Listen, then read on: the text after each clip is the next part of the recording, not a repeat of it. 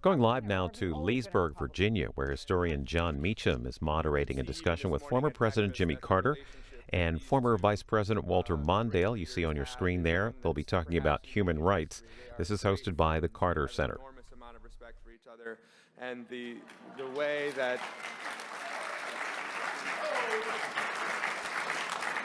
the fact that they're sort of getting to hang out today is a treat for both of them, I know. So thank you very much for that. Want to start with a little bit of what's happening right now. Interested, Mr. President, in your views of what's happening at the U.S.-Mexican border with the family separation, and what your reaction to what we're seeing there, and what you think ordinary Americans can do about it. Well, every day we send a disgraceful signal around the world that this is what the President of the United States government stands for, and that is torture and kidnapping of little children, separation from their parents, and deprivation of those who are incarcerated. And there are thousands of unknown children that are still incarcerated that hasn't been revealed by the government itself. So I think what ICE is doing under the direct orders of the President is a disgrace to the United States, and I hope it'll soon be ended. Maybe not until the 2020 election, I'm not sure, but either then or before that, I hope it'll end as we change presidents.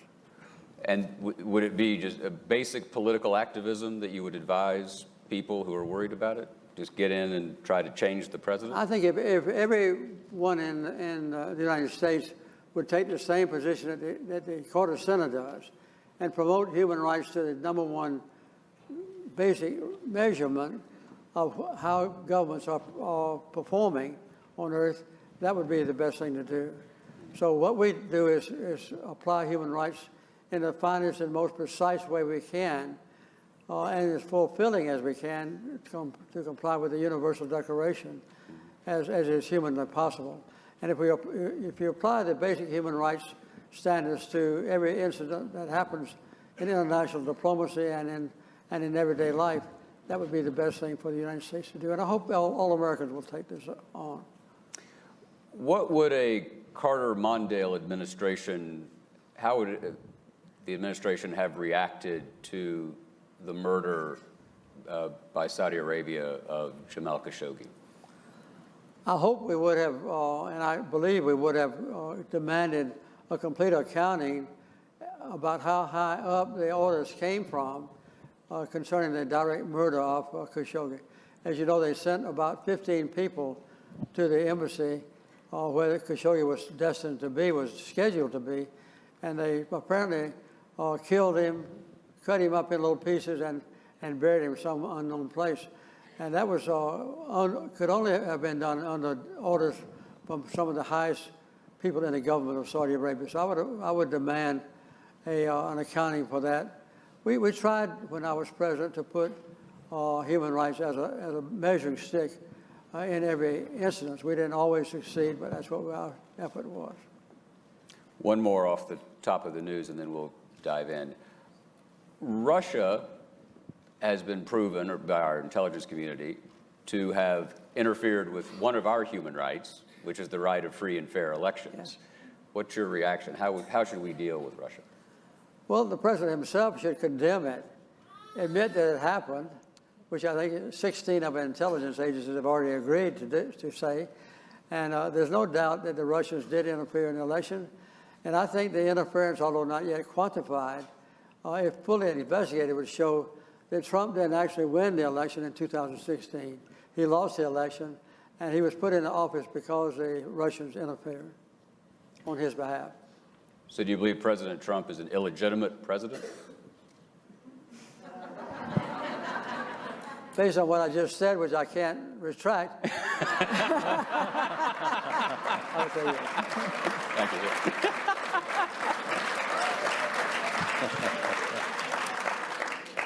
Well, having made news, let's talk about Eleanor Roosevelt, which to me is news. Talk about your interest in human rights, given both your background in the segregated South and your international experience in the Navy heading into your public career. Well, I grew up in a little village called Archery, Georgia, which had about 50 families, farm families. My family was the only one that was white. All the rest of them were African American. And so I grew up completely immersed in an African American culture, in a black culture. And I could see as a little child even that there was a great distinction between white and black people. My mother, by the way, was a registered nurse, and she never paid any attention to racial distinctions. She treated everybody the same in a very courageous way, but she was part of the medical establishment in Plains, which is very powerful. And so she was kind of impervious to condemnation or criticism. So I grew up in that environment. And then later I became chairman of the Board of Education in our county. And I demanded that the other 4 board members go with me to visit all the schools. And we found, and to see what actually was going there, we found that the black kids were going to school just as close as they could to where they lived because they didn't have any school buses. White kids had school buses, black kids didn't. And the African-American kids got the hand-down, worn-out textbooks in the inferior schools. Later, our own Board of Education insisted that African-Americans get school buses too. So when they finally got a few school buses, they painted the fenders of the ones carrying black children black, so everybody that saw the school buses carrying children would know this was being done well in a segregated way. So that's how I grew up in a culture that was completely segregated. And then I went into the Navy when I was 18 years old. I went through Naval ROTC at Georgia Tech and then went to the Naval Academy. And I eventually got into submarines. And I was in the submarine force in 1948 when Harry Truman, our commander-in-chief and president, and whom I still think is the best president who's lived since in my own lifetime. Anyway, Harry Truman ordained that racial segregation be abolished in all the military forces and in the civil service. And it went into effect because he was commander-in-chief and he commanded it. And so because of that, I saw a very easy transition on my submarine and on other ships around me, and how much benefit it brought to everybody in the attitude toward one another and treating fellow citizens and fellow naval men and officers equally. So that was a very good test 7 or 8 years before Martin Luther King became famous and before Rosa Parks sat in the front seat of a bus. So 7 or 8 years earlier, Harry Truman was the one that broke the ice and actually started the desegregation of America. Your religious upbringing must have been essential. It was. Well, you know, I grew up also immersed in a church in Plains, a Baptist church. My father was a Sunday school teacher, and we went through the many parts of the Bible, particularly, I would say, the Sermon on the Mount in the fifth and sixth chapter of Matthew, where Jesus spells out the essence of what is presently known as universal human rights. He spelled out the proper relationship between the powerful and the weak, between the Jews and Gentiles, between men and women, and said that everybody should be treated equally. And that was the foundation of what Eleanor Roosevelt later did in evolving helping to evolve the Universal Declaration of Human Rights. So the only time in human history when the United States has gone to all the major religions and extracted the essence of what their primary moral and ethical values are and put them together in kind of lay terms, but also semi-legal terms, was in the development of the Universal Declaration of Human Rights. And that has never happened before or since in history. And now I'm afraid that they are being basically abandoned in many ways, many of them around the world. The Carter Center is fighting against that abandonment, by the way, every day. When you were running for president in 75 and 76, did you know that the human rights agenda would be as central to you if you got there? Yes, I did. And I would say that when I became president and during my term, there was a general sigh of relief in America then. Well, finally we have resolved the race issue. Yeah. We've gotten over, years of slavery and then 100 years of official and legal discrimination by white people against black people. And we kind of breathed a sigh of relief that we're finally out of that period. But lately, with the developments in the White House and other places, it's become a very burning issue again. And there's a great deal of discrimination and racial animosity that has evolved again or come to the forefront again. And one of the demonstrations of that is not only between African American and white people.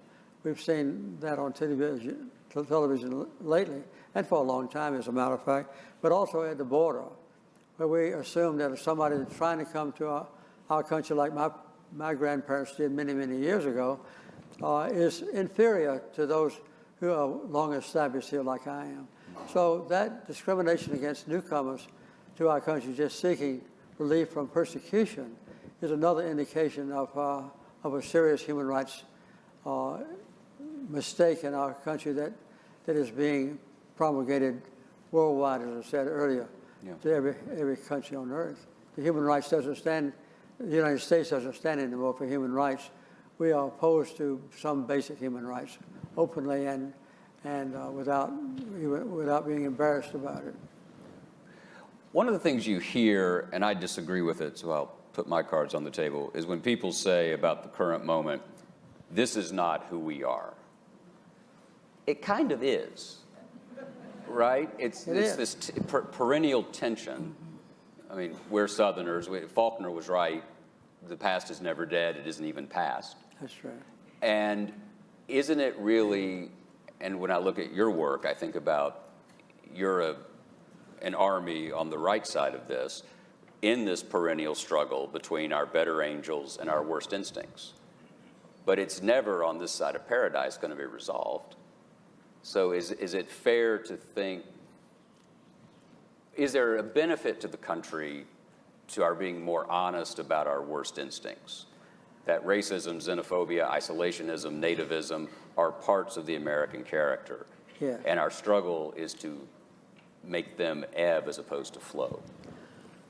Well, that certainly is a part of our political situation. And I think that the fact is that in the past, overcoming slavery and overcoming racial discrimination for 100 years, as I said earlier, after slavery was officially abolished, is a way for the United States to correct its long-standing mistakes. Sometimes it's not easy for us to do, and it takes a lot of altercation in our country. Luckily, this time, instead of having a civil war, we're having a war of political factions.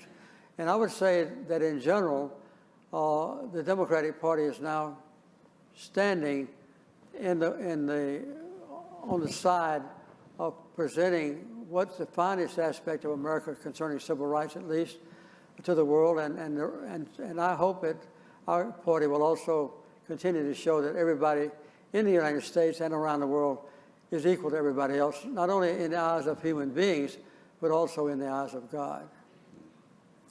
Mr. Vice President, can I ask you, we talked about 1948, which in many ways is a huge inflection point in the formation of the human rights question. You had the Declaration with Mrs. Roosevelt. You had the breakup of the Democratic Party after your fellow Minnesotan said that the party had to walk out of the shadow of states' rights into the sunlight of civil rights, which sent Strom Thurmond back to the South pretty fast. Can you talk about your upbringing in Minnesota and how you were shaped in these questions? And when you signed on with President Carter, did you know this was a lifetime gig? I do now. While our upbringings were different, there were a lot of similarities. My dad was a farmer and then a minister. He was a devout Methodist. He would give 3 sermons every Sunday morning. 3? These little towns. And I would go to Sunday school, Wednesday night prayer, dinner, and then I would sweep and clean up the church. That was my religious leadership there. But I grew. Wasn't bad preparation for the vice presidency. Yeah, I was sweeping around there. Yeah. You're not being helpful today. Sorry, sir. I'll be quiet now. But even one of the things that I found most impressive about our years together was how much our backgrounds suited us to work together even without anybody briefing us. I mean, I think that even though Carter's background in the South was different, in fundamental ways it was very similar. We had 125 years without a Southern president until Jimmy Carter. And the difference was that he stood for civil rights. And one of the great contributions to human rights in our country and in the world was his personal courage, his and Rosalind's, in that small town in southern Georgia, standing up for civil rights when it was not the thing to do. And then going into the White House and speaking out for human rights and filling in the blanks of what America should do as a leader in the world in human rights. And it was my privilege over those 4 years to try to work with the president as he led us in this remarkable direction, which set a precedent, which is not perfectly complied with today, but it made a difference, which still has a big effect in the world. When you think back, is there an example or two you would point us to as a case study about how we should be doing this? Well, I thought the boat people issue was a good example of human rights leadership.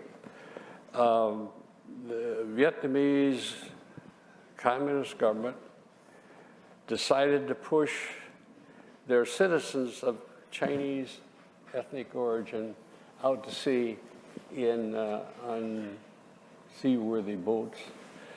Many of them lost their life as a result. And President Carter tried to intervene in a positive way to provide an alternative for these boat people to live a decent life.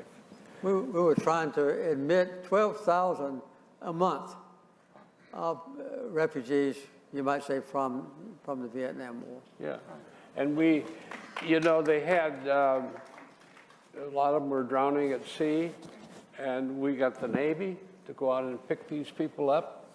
It wasn't a very popular thing at the time, but I think it proved to be a great step forward, because the first thing these poor people in the boat saw were the American Navy trying to help them to save their lives and set them on a new way. I don't think they'll ever get over that, and that was Carter's leadership.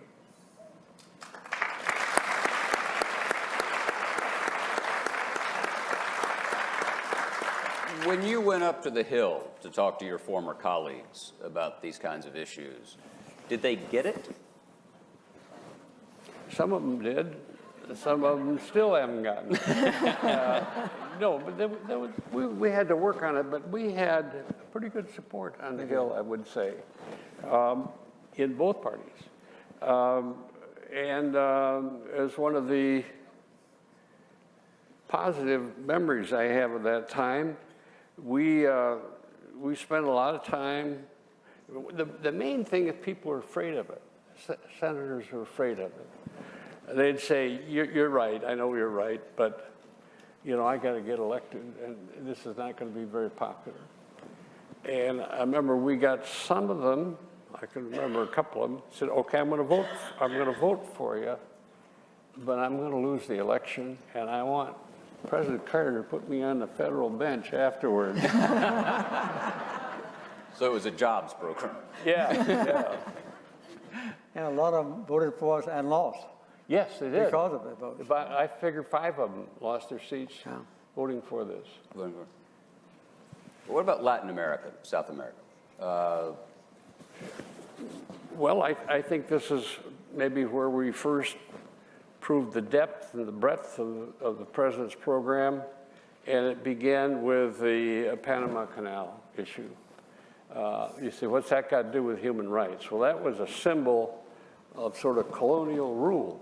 For 100 years or more, we'd run that place our way. We would employ the locals, but they had no role in the policy or the leadership of the program, management of the program. And the president went out and said, no, we're going to let the people of Panama run this program.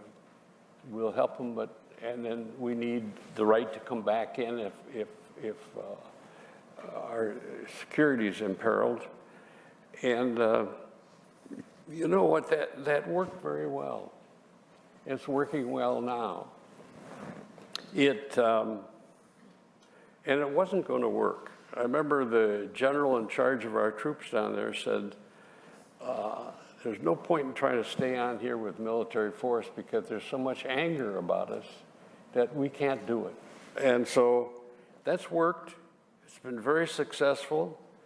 We had to go up on the hill and lobby a lot and push a lot, but it got done. That brought about profound changes, beneficial changes in Latin America. For instance, when Fritz and I got in office, I would say that at least 2/3 of the countries in South America were dictatorships, military dictatorships mostly. And all the previous presidents and administrations had been in bed with the military dictators because they got benefits from iron ore and bauxite and bananas and pineapples and so forth. And the generals in charge would send their children to West Point, their boys to West Point, and so it was a close relationship. And I took the other way around and tried to implement human rights. And within 6 or 8 years, every country in South America was a democracy. So that was a profound and very rapid change from one form of government to another that the people down there brought about. We didn't do it.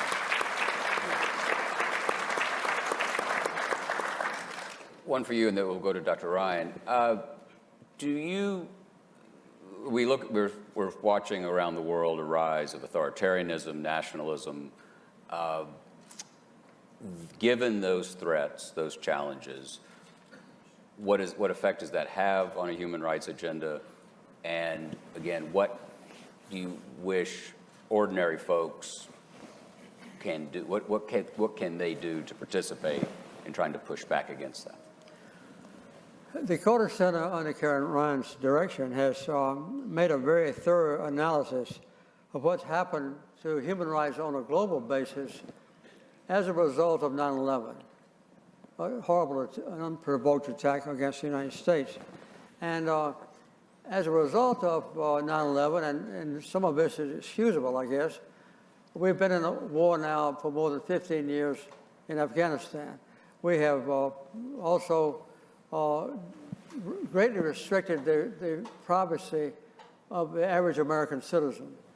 Now, with laws that have been passed, they've changed. We have abandoned some of the basic principles of human rights promulgated in the Geneva Conventions, like not torture prisoners.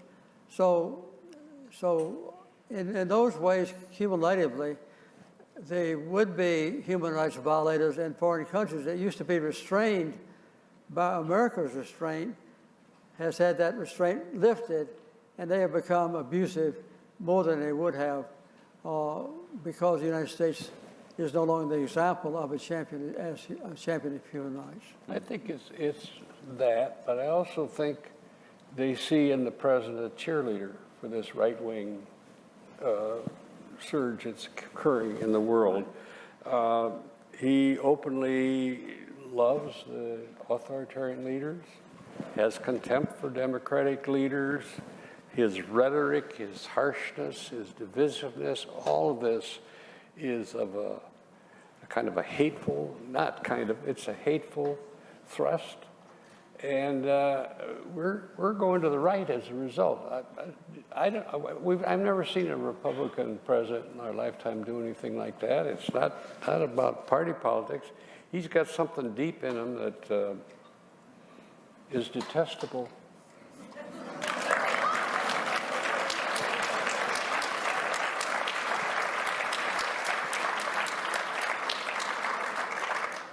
Is he a symptom or a cause? I think he's both. He's sui generis. We've never had a person like that around, even near the White House. He's, doctors tell me that they think they recognize symptoms of psychological problems in him. You can almost predict now what he's going to do. It's going to be about him. It's going to celebrate him. He's going to be right and we're going to be wrong. No matter what goes on, that's what he does. There's some need in him to do that. I think Prince has just stolen my headlines.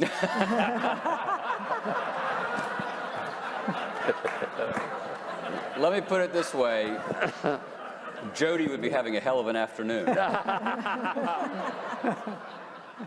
Dr. Ryan, take us to a high level here. Well, first let me thank you for the PhD. That's the quickest PhD, quickest, easiest, and cheapest PhD ever in history. I don't have a PhD, so thank you for calling me Dr. Ryan. Just to go back to President Carter's remarks and to Vice President Mondale about the genesis, you know, President Carter, one of the things that he did in his time when he decided to make human rights the centerpiece was to sign the United Nations human rights treaties.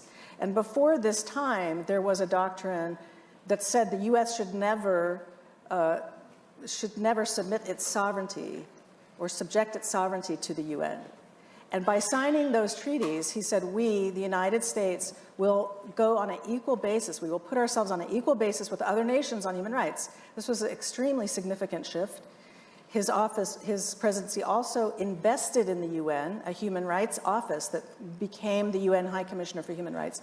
So this was an investment in the global norm development of human rights that President Carter and Walter Mondale both committed to and acted on. This is significant. And what was happening at the same time was the human rights movement. Amnesty International was given the Nobel Prize in 1977 during the Carter administration. There was really an upsurge of a human rights movement. President Carter and his administration injected that movement with energy, with moral support, morale. The other thing that he did when he sent Pat Darien and Mrs. Carter to Latin America, you mentioned Latin America, this was our hemisphere, yet he sent Pat Darien, the Assistant Secretary for Human Rights, who was an amazing champion for human rights, and I see some of her colleagues, Roberta Cohen and Tex Harris and others that are here with us today, who brought that message to the dictatorships in Latin America. In fact, you know, Pat threatened military support to Argentina if the disappeared people, the thousands of disappeared people, did not reappear. And they did. They reappeared alive because of that threat of withholding of military support. There's a professor in Georgia, in Atlanta, who's alive, who came and told us, I was one of those 3,000 that would have been dead if Pat Darien hadn't gone down and pounded her fist and said, we want to see these people alive. So by not just rhetoric, by real action, the Carter administration made such an important difference in Latin America. But you have to understand, this was during the Cold War. So not only did President Carter write a handwritten letter to Andrei Sakharov, the Soviet dissident, this was in a country that was an adversary. He held our allies to the same standard, at least in our hemisphere. He was able to hold our allies to that same standard and our own country. So what that did was that created a normative framework that was based on legitimacy and credibility. so that human rights activists around the world could really say human rights is a universal cause. We are part of something global. We are not agents of the West. We are not stooges for the Americans. We are part of a global movement. That continued, as President Carter said, until 9/11, when that trajectory of positive developments shifted to a negative trajectory because of torture, indefinite detention, assassination policy, et cetera. And the war in Iraq. So this is what we're dealing with now, is really reweaving the fabric of human rights throughout the world. I remember, if I could bring up one issue, we were having trouble in South Africa.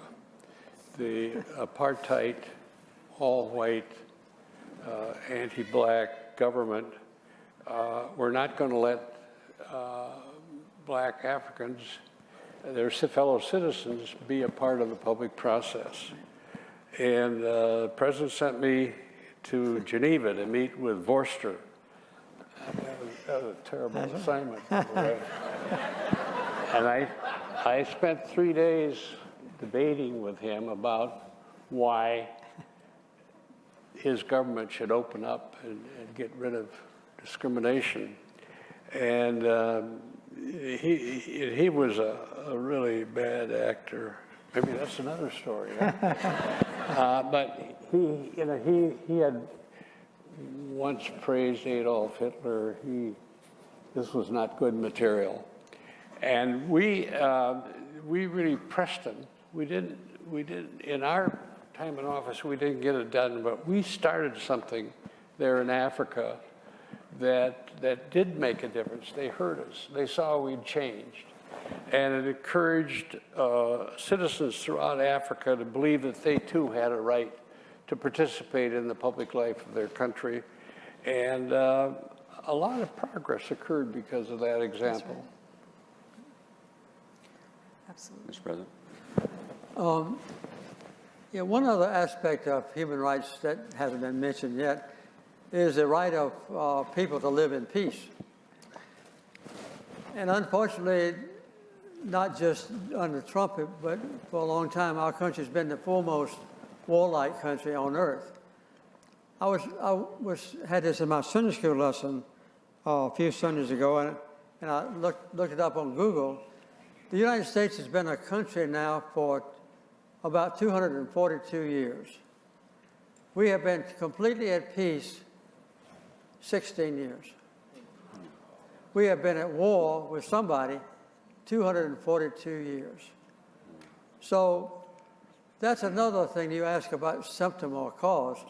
I would say if the American people didn't feel that it was okay to go to war, to bomb other people and so forth, in order to expand America's influence in global affairs, then we wouldn't do that, because most presidents look on going to war in a crisis as a way for them to change from a very beleaguered civilian administrator to the commander-in-chief.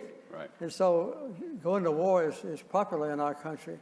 And I think it's proven most vividly by those figures that I just gave you. 16 years out of 242 total. Well, you and President Eisenhower. Under our 4 years, we started no wars. We didn't shoot a gun at anybody. It was a time when we sought to find peaceful answers.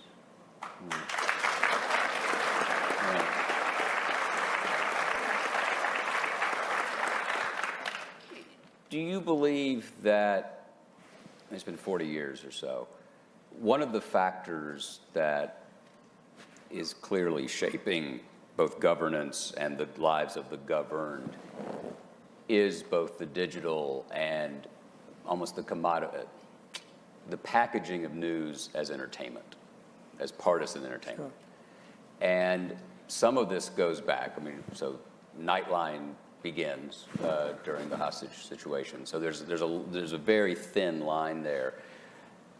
Do you acknowledge what the credit?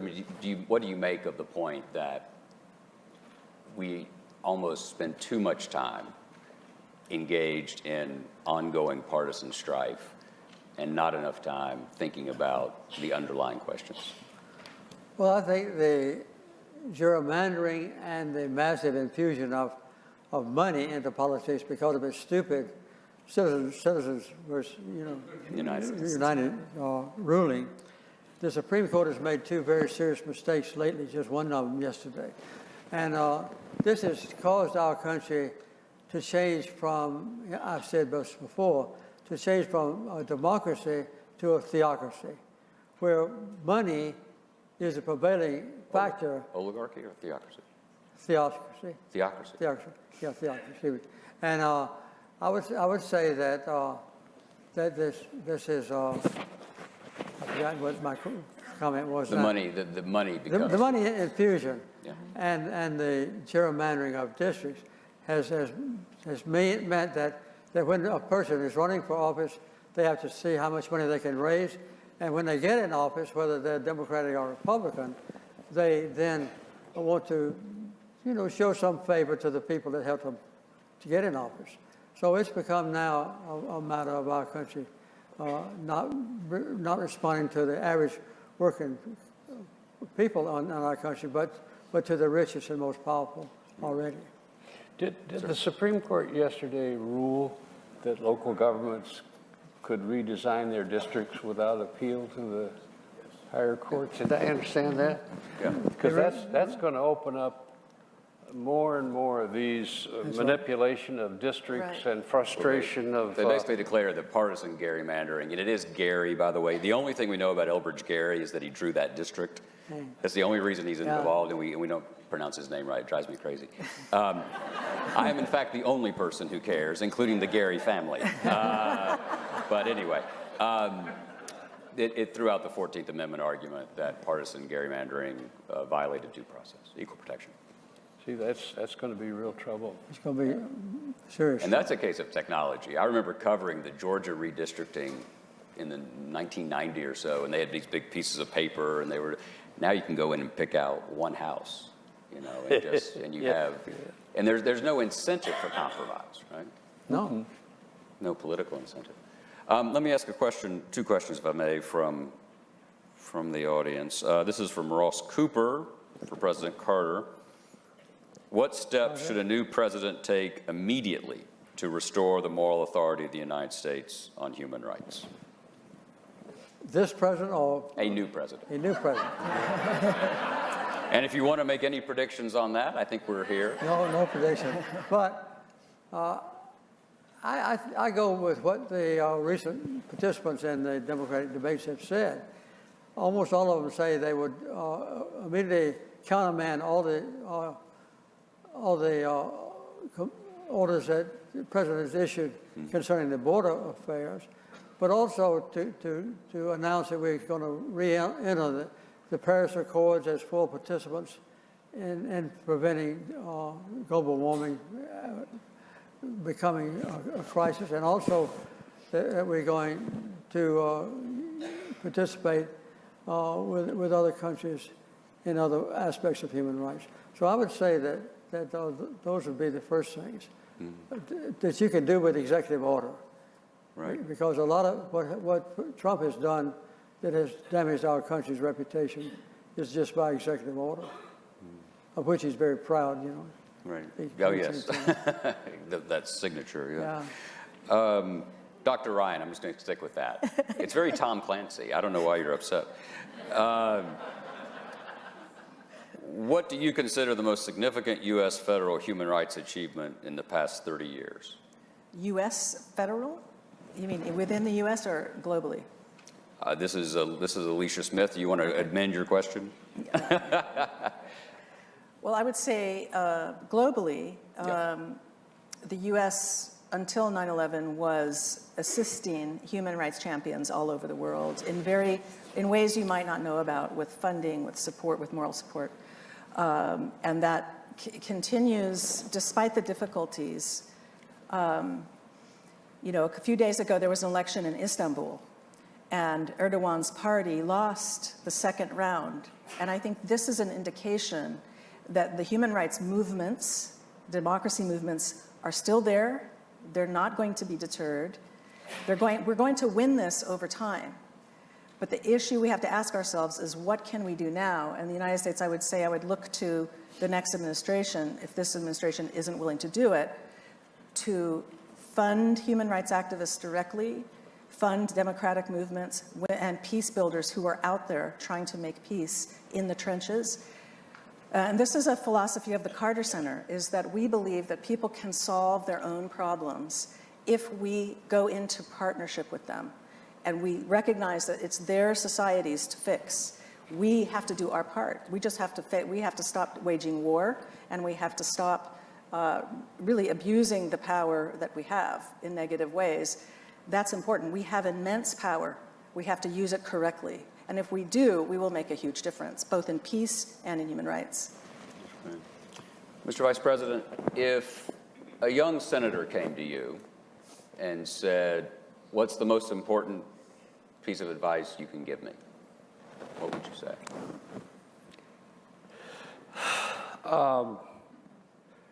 Provide leadership for the moral dimension of government.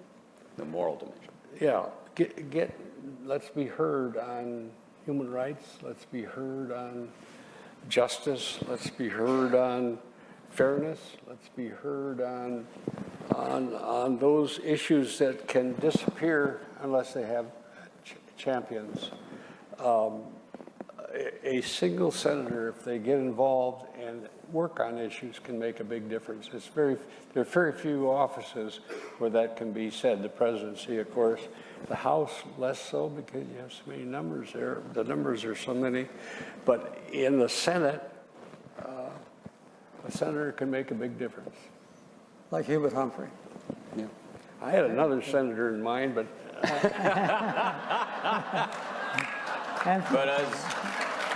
But as Mark Twain said, he became vice president and was never heard from again. Yeah, right. Mr. President, so I'm going to use a biblical analogy. It's been 40 years.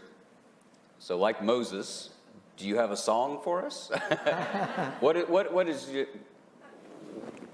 What's a kind of benediction for what the country, what the world could be doing, should be doing? Well, I happen to be a Christian, and I would say follow the principles of the Universal Declaration of Human Rights or Jesus' Sermon on the Mount. And I don't see any distinction between the two. They seem to be quite compatible to me. And other great religions, Islam and Judaism and so forth, they have their moral and ethical standards, and I think that they are all compatible with the basic principles of the Universal Declaration of Human Rights. Well, thank you all.